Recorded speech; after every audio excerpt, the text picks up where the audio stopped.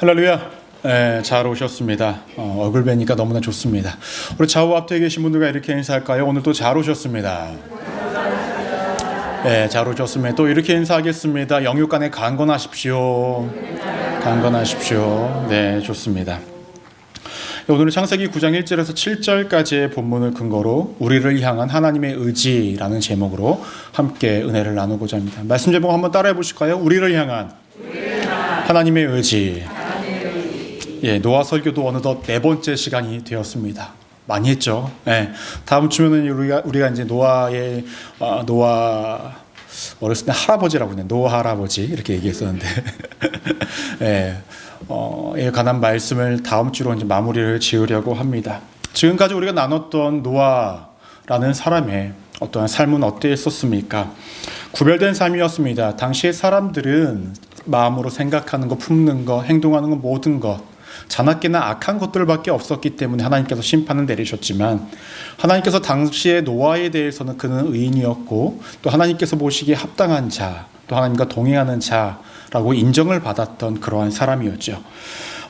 정말로 우리가 노아의 삶을 되돌아봤을 때 하나님께서 정말로 기뻐하실 수밖에 없던 사람이었던 것 같아요. 왜냐하면 하나님께서 하신 모든 말씀을 하나도 빼뜨리지 않고 온전히 다 순종하는 삶이었고, 더 나아가서 자신의 삶을 온전히 드릴 만큼의 그러한 믿음의 역량을 가지고 있던 사람이었기 때문에 그렇습니다.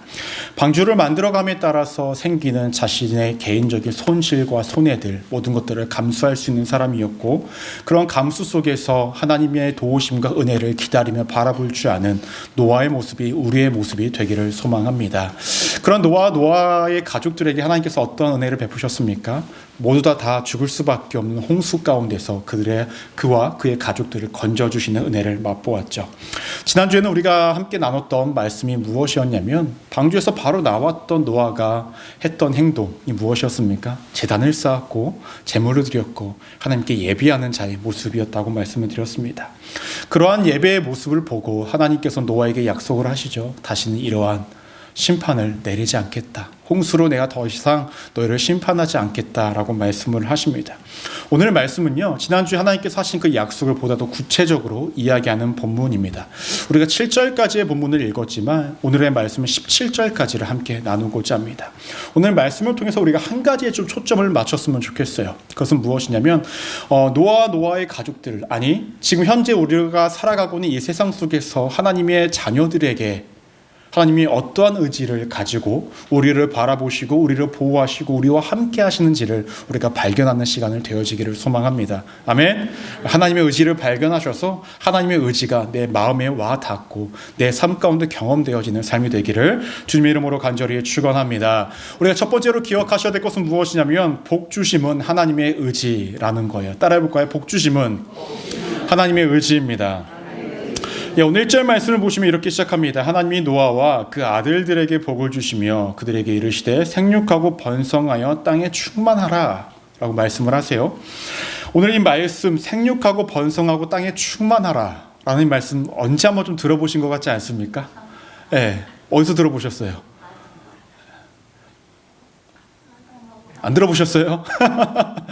하나님께서 태초에 창조를 항지신 다음에 아담에게 이렇게 말씀을 하셨죠. 생육하고 번성하고 땅에 충만하라. 이것이 인간들에게 하나님께서 명령하신 그 명령이었습니다. 근데 이러한 명령을 당시 아담과 하와에게도 하신 이후에 다시 또 노아에게 동일한 명령을 하고 계시는가라는 거예요. 태초에 하나님께서 창조를 하셨을 때 인간을 창조하신 다음에 인간을 창조하시기 전에 모든 것들을 다 만들어 놓으셨죠. 인간이 살아가기에 부족함이 없는 상태로 말입니다. 그런 상황이 되어지니 하나님의 형상을 받은 그 인간들은 이 세상의 모든 만물들을 다스릴 수 있는 권세를 주셨다는 거예요. 더 나아가서 너네만 살아가는 것이 아니라 생육하고 번성함으로 앞으로 더욱더 많은 사람들이 있게끔 그렇게 살아가라 라고 하나님께서 이야기하셨습니다. 그런데 현재 노아가 마주하고 있는 현실은 어떠한 현실입니까? 모든 사람들이 다 죽게 되었고 홍수로 인하여서 모든 세상이 어떻게 본다면 재창조가 된 상황이었기 때문에 하나님께서는 아담과 하와에게 명령하셨던 그 명령과 동일하게 생육하고 번성하고 충만하라, 이 세상의 모든 것들을 다스려라 라고 이렇게 이야기를 하셨던 것입니다. 여러분, 아담과 하와가 살았던 에덴 동산에서는 일을 안 할 거라고 우리가 보통은 생각을 하죠. 여러분, 만약에 천국에 갔는데 일이 있어요. 천국 가고 싶으세요? 천국에 가도 이 땅에서 사는 것처럼 막 노동을 해야 돼요. 막.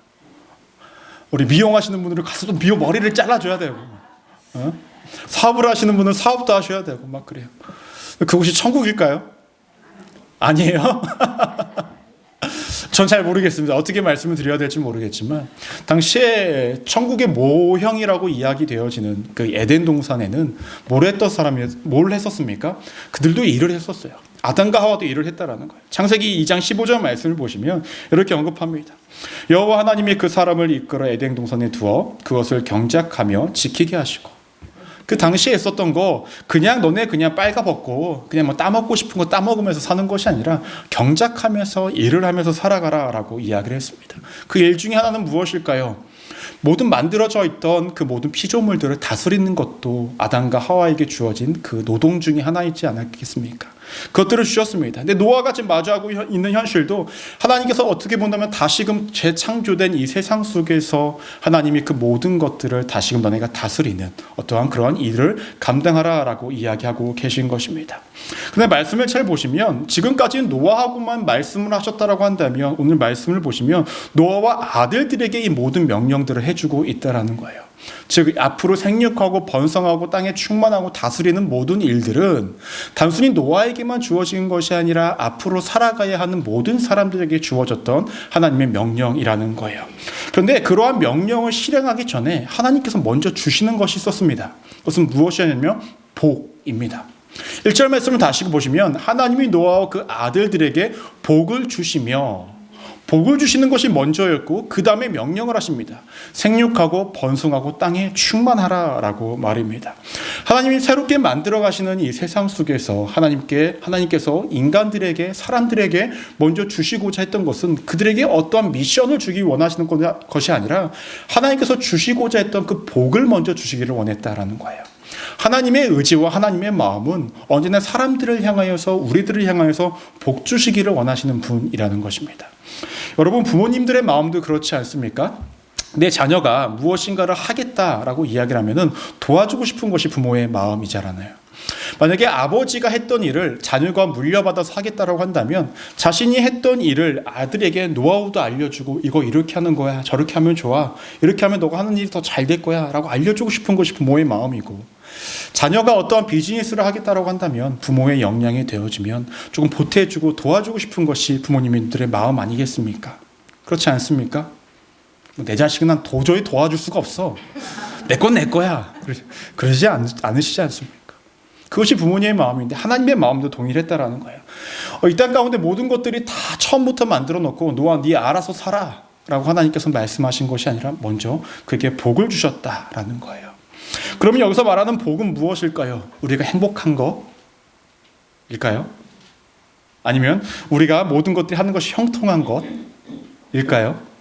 아니면 하는 것들이 모두 다 잘 되는 것일까요? 불행하게도 그 복이 아닙니다. 무엇이냐면 여기서 복이라는 것은 하나님께 엎드릴 수 있는 복이에요. 이것을 다르게 표현한다면 하나님과 동행할 수 있는 복이었다라는 거예요. 현재 노아에게 가장 필요한 복은 무엇일까요? 제가 곰곰이 생각을 해봤어요. 또 김민호 목사 또 혼자 상상했네. 맞아요. 또 혼자 상상했어요. 제가 방주에 나왔는데 세상에 아무것도 없어. 그럼 가장 먼저 필요한 것이 뭘까요? 집이 필요하잖아요. 하나님 복을 주실 거면 차라리 집을 한 대 딱 그냥 하늘에 뚝 떨어지게 만들어주고, 앞으로 살아가려면 뭐가 필요해요? 공부가 필요하잖아요. 공부도 좀 딱 주시면 그게 진짜 복 아닙니까? 저는 그렇게 생각이 되어지거든요. 아니에요. 저만 또 믿음 약한 자인가요? 그런 생각이 드는 거예요. 건강해서 다치지도 않고 아프지도 않으면서 앞으로 살아갈 수 있게 만들어주는 것, 그것이 노아가 현실적으로 느끼는 복 아니겠습니까? 하나님은 그러한 복을 주시는 것이 아니라 하나님께 엎드릴 수 있는, 하나님과 동행할 수 있는 복을 주셨다라고 이야기합니다. 왜 이것이 복인가라는 거예요. 여러분, 노아가 하나님의 그 심판으로부터 벗어날 수 있었던 결정적인 이유가 무엇인지 아십니까? 성경을 보시면 노아가 하나님과 동행했다라고 얘기해요. 그래서 하나님께서 주시는 복은 무엇이냐? 내가 노아와 함께하는 복을 주겠다라는 거예요. 여러분, 하나님께서 노아와 함께 하겠다는 그 복을 주시겠다는 건 무엇입니까? 노아가 살아가는 그 인생에 있어서 필요는 자연스레 하나님이 다 채워주신다라는 거예요.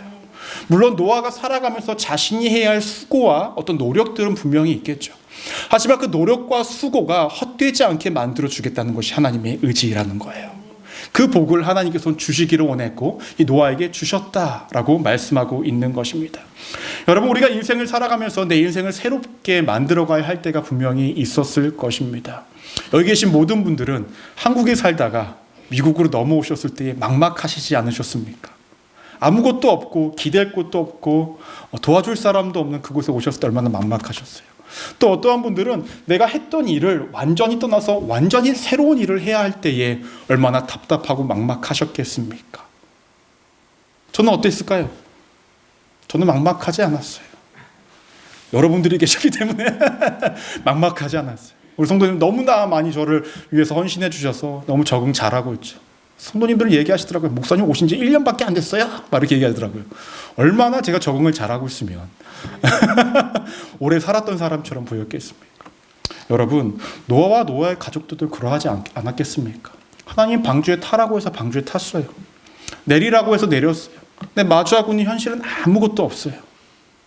그런 막막한 현실 속에서 하나님께서 주신 것이 복입니다. 하나님은 그에게 모든 것들을 주신 거예요. 하나님이 나와 동행할 수 있는 복을 주겠다라는 것은 자신을 내어준 복이거든요. 그 복은 무엇입니까? 너가 살아가는 데 있어서 필요한 것들, 너의 건강과 모든 것들, 너의 삶의 모든 것들은 나를 인하여서 내가 흘러가게 할 거야 라는 것이 하나님의 복이었다는 것입니다. 우리의 삶에 대한 하나님의 모습도 이와 같다는 것입니다. 막막한 현실 가운데 계신 분 있으십니까? 도무지 누구도 나를 도와줄 수 없고 나 혼자 덩그러니 남겨져 있고 누구에게도 도움을 요청할 수도 없는 그러한 현실 속에 계신 분들이 계십니까? 여러분, 그 가운데 오는 말씀을 기억하십시오. 하나님은 우리가 이 땅 가운데 살아갈 때에 우리가 어떻게 살아가야 한다라는 것에 어떤 명령을 먼저 하셨던 분이 아니라 우리에게 먼저 복을 주시고 계셨다라는 것을 기억하십시오. 그럼 나라는 존재는 이미 하나님과 동행할 수 있는 복을 받은 자라는 거예요. 하나님의 도우심과 하나님의 함께 하심이 우리의 삶 가운데 늘 있다는 것을 잊지 않고 살아가야 한다는 것입니다. 여러분, 우리가 생각할 수 있는 복의 바운더리는 너무나 적어요. 내가 경험하고 알고 내가 원하는 수준의 것들로만 채워진다고 한다면 하나님이 주시는 진정한 은혜의 복은 그것들을 넘어서는 것들이니 하나님의 그 진정한 복을 기대하며 살아가십시오.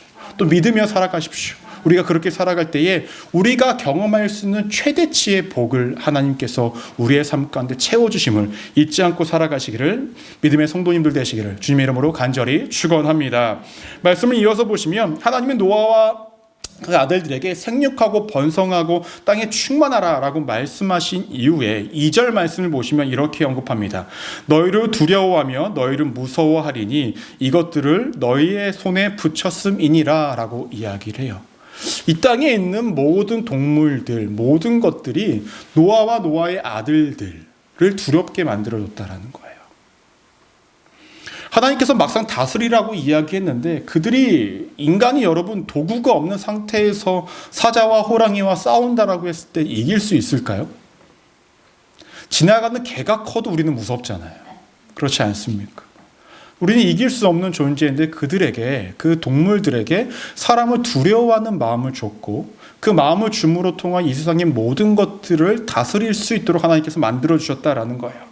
이것뿐만 아니라 3절 말씀 우리 함께 한번 읽어볼까요? 시작. 모든 산 동물은 너희의 먹을 것이 될지라 채소같이 내가 이것을 다 너희에게 주노니 라고 얘기합니다.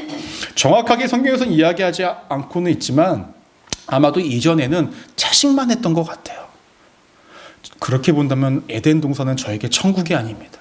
왜냐? 저는 고기를 좋아하기 때문에. 이때 이후로 하나님께서 모든 동물들을 잡아먹을 수 있도록 하나님께서 하셨다라는 거예요. 그런데요, 여러분, 여기서 제한사항 2가지를 주십니다. 첫 번째 제한은 무엇이냐면 4절을 보시면 그러나 고기를 그 생명되는 피채 먹지 말라라는 거예요. 또 6절 말씀을 보시면 이렇게 언급합니다. 다른 사람의 피를 흘리면 그 사람의 피도 흘릴 것이니 이는 하나님이 자기 형상대로 사람을 지으셨음이라 라고 얘기합니다. 첫 번째 제안은 무엇이냐면 피는 생명을 나타내는 것이기 때문에 피채 먹지 말라라는 거예요. 더 나아가서 너네가 그 생명의 그 존엄성을 너네가 항상 기억하고 있어라 라는 거예요. 너네가 다 모든 동물들을 죽일 수 있다고 하여도 마음대로 죽이지 말라라는 거예요. 존엄성을 존중하라라는 거예요. 두 번째 제안은 무엇이었냐면은 사람을 죽이면 그대로 돌려주겠다라는 거예요. 여러분, 여기서 우리가 한 가지 더 기억할 것이 있습니다. 그것은 무엇이냐면 제안을 주심은 하나님의 의지라는 거예요. 따라볼까요? 제안을 주심도 하나님의 의지입니다. 여러분, 하나님께서 아담에게도 한 가지 제안을 주셨었죠. 그것은 무엇이었습니까? 선과 악을 알게 하는 나무의 열매를 먹지 말라라고 이야기하셨습니다. 하나님께서 그러한 제안을 주셨던 이유가 무엇일까요? 그 열매가 너무 맛있어서 하나님만 먹기 위해서 그러셨을까요? 아니면 그 나무의 열매가 정말로 어떠한 능력이 있어서 하나님께서 그거 먹지 말라고 하셨을까요? 그렇지 않습니다. 하나님께서 어떠한 모든 것들을 주셨지만 한 가지 제안을 두신 이유는 존재론적인 차이를 두시기 위함이에요. 무슨 말이냐면 인간은 하나님의 형상대로 창조되었지만 인간은 하나님이 될 수 없다는 거예요. 하나님의 창조물에 불과하다라는 그러한 제안을 주신 것이 무엇입니까? 선과 악을 알게 하는 나무의 열매를 먹지 않는 것이었습니다. 모든 것들은 다 할 수 있었지만 그 존재의 차이를 하나님께서는 그 열매 하나로 두신 거예요. 너네가 이 열매를 봤을 때에 먹지 말아야 할 것을 기억하면서 너희는 나의 범주 안에, 나의 통제 안에 있다는 것을 너네가 기억하라 라고 말씀하시면서 이것을 제안을 두셨다라는 것입니다. 여러분, 노아와 가족들에게도 하나님께서 이러한 제안을 두신 이유는 마찬가지입니다. 존재적 차이를 너네가 인정하라라는 거예요.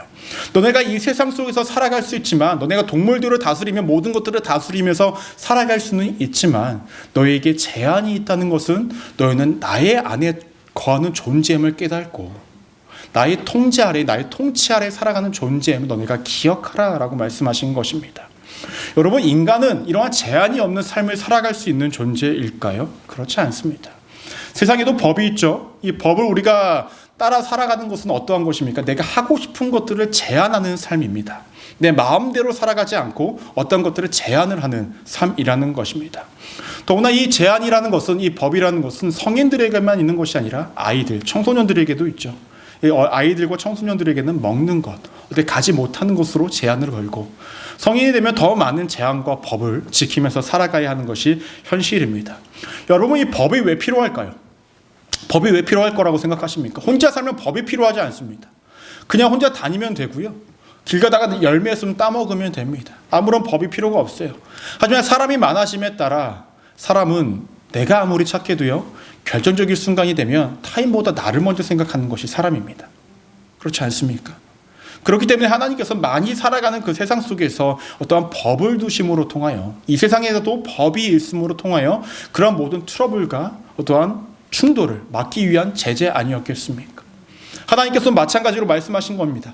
이 제한을 두셨던 것은 인간의 어떠한 욕망과 그 죄성이 그들에게 있었기 때문에 제한을 두신 거죠. 하나님께서 맨 처음에 아담과 하와를 창조하시고, 그 다음에 아담과 하와가 죄를 지은 이후에 그 다음에 그 가인과 아벨을 낳지 않았습니까? 근데 그들에게 살인하지 말라라는 어떠한 말씀을 따로 하지 않으셨던 것 같아요. 그런데 사람은 참 창조적이에요. 가르쳐주지도 않은 죄를 만들어내는 것이 우리들의 습성이라는 거죠.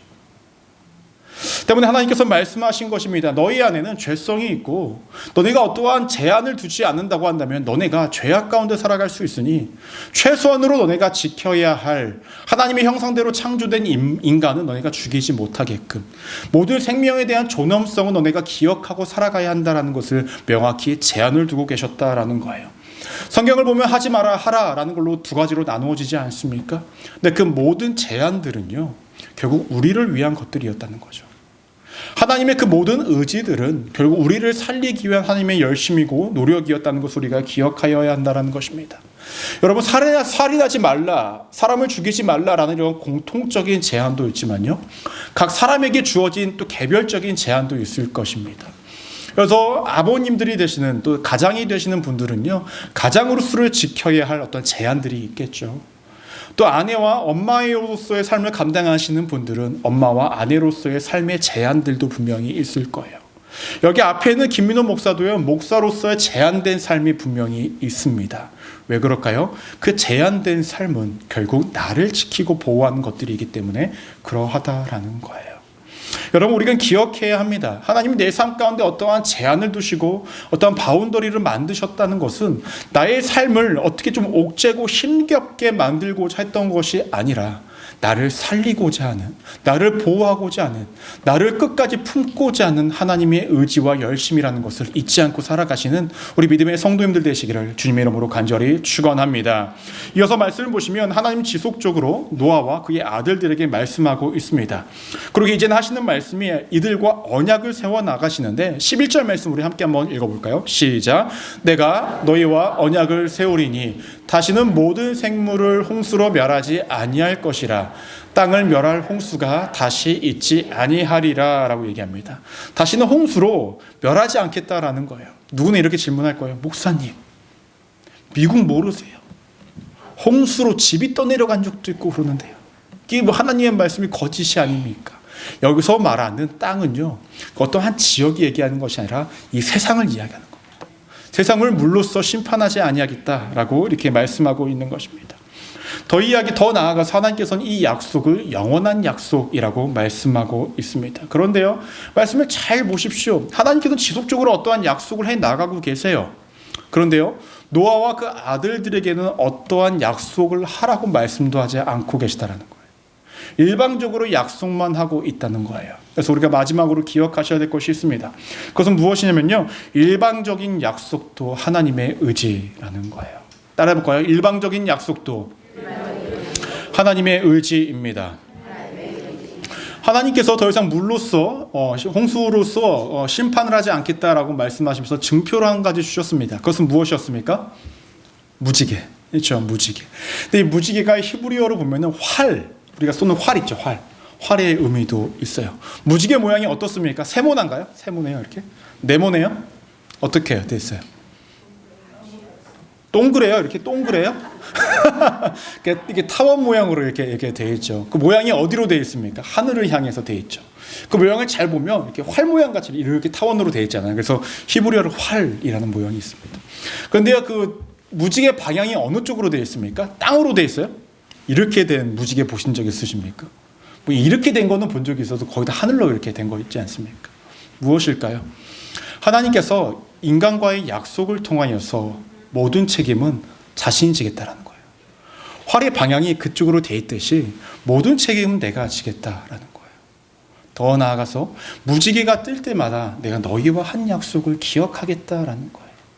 여러분, 일방적인 이러한 하나님의 약속 속에는 하나님의 의지가 담겨져 있다는 거죠. 모든 책임은 내가 질 거야. 내가 항상 기억할 거야. 라는 하나님 스스로의 의지가 여기 담겨져 있다는 것입니다. 여러분, 13절 말씀 우리 함께 한번 읽어볼까요? 시작. 내가 내 무지개를 구름 속에 두었으니 이것이 나와 세상 사이의 언약의 증거니라 라고 말씀합니다. 여러분, 지금까지요, 하나님은 노아와 그의 아들들에게 말씀하시면서 언약을 맺었던 것 같아요. 그런데요, 13절 말씀을 보시면 마지막에 뭐라고 이야기하고 있습니까? 이것이 나와 세상 사이의 언약의 증거니라라고 얘기하시면서 노아와 그의 아들들과 맺은 언약이다라고 이야기하는 것이 아니라 세상과 맺은 언약이다라고 이야기해요. 말씀을 묵상하면서 왜 지금까지는 노아와 아들들과 맺은 언약처럼 말씀을 하시다가 왜 갑자기 세상과 맺은 언약이다라고 말씀을 하셨을까라는 거예요. 여러분, 성경을 보시면요, 모든 약속의 언약 속에는 쌍방의 역할이 있습니다. 즉, 하나님도 역할이 있고요, 하나님과 언약을 맺은 인간도 어떠한 역할을 해야 한다라는 거예요. 그런데요, 오늘 말씀을 보면 인간들이 죄악을 지음으로 통하여 다시금 하나님께서 심판을 하셔야 된다고 한다면 이 땅 가운데 모든 인류는 존재할 수 없으니 하나님께서 모든 책임을 지시겠다라는 거예요. 그렇죠? 그러면 하나님이 인간들과 완전한 언약을 맺는 것이 아니라 세상과 언약을 맺었다라는 것은 하나님이 인간들에게 책임을 묻지 않겠다라는 거예요.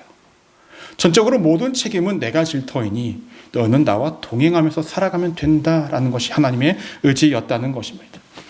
여러분, 하나님께서 예수님을 이 땅에 보내주셨을 때요, 인간이 예수님을 보내달라고 이야기한 적이 있었습니까?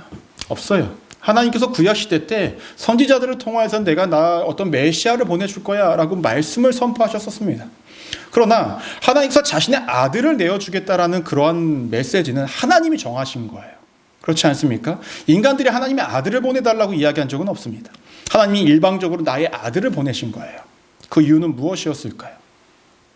아들을 보내지 않고는 인류의 죄의 문제가 해결되어지지 않으니 그 모든 책임과 모든 것들을 하나님께서 감당하시기 위해 일방적으로 일하신 거 아니겠습니까?